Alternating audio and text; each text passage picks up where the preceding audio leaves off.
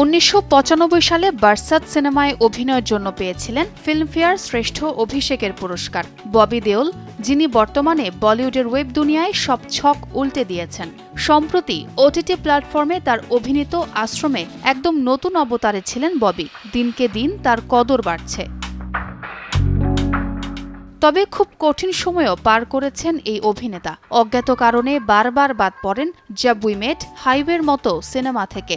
একটা সময় ব্যতিক্রমী বাবা হতে গিয়ে বিসর্জন দিয়েছিলেন নিজের ফিল্মি ক্যারিয়ার। সরে এসেছিলেন অভিনয় জগৎ থেকে। ২০১৮ সালে রেজিস্ট্রির পর দীর্ঘদিন তাকে আর পর্দায় দেখা যায়নি। সন্তানদের সময় দিতেই অভিনয় থেকে বিরতি নিয়েছিলেন এই অভিনেতা, এমনটাই জানান সম্প্রতি দেয়া এক সাক্ষাৎকারে। জীবনের নানান ওঠাপড়া, আক্ষেপ নিয়ে কথা বললেন অকপটে।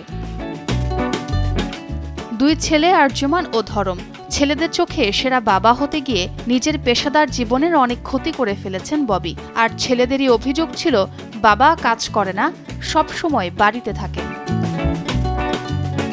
কিন্তু ছেলেদের কারণেই আবার অভিনয় জগতে ফেরত আসেন অভিনেতা ববি। বর্তমানে কাজ করছেন একের পর এক ওয়েব সিরিজে। নেটফ্লিক্স অরিজিনালসের ক্লাস অফ 83 এবং আশ্রমে তার নতুন অবতার মুগ্ধ করেছে দর্শকদের। দুটি প্রজেক্টই ব্যাপক প্রশংসা কুড়িয়েছে। তার অভিনয় দেখে ক্রিটিকদের কণ্ঠে ছিল আক্ষেপের সুর।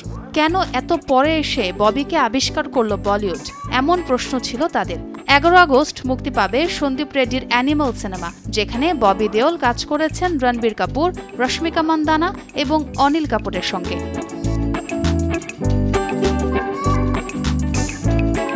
ছোঁয়া খন্দকার, সময় সংবাদ।